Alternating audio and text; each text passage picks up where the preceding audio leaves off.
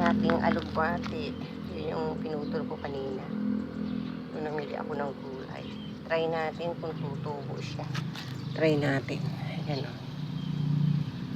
Kasi may lagyan ko net kasi para hindi maano ng ibon. Ayan. Tapos ito, binili ko din to sa kanina sa palengke, itong okra. Ayan. Kasi bargain kanina, Monday. Ayan pa sa isa. So, sana may magdiretso siyang mamunga. Ayan guys.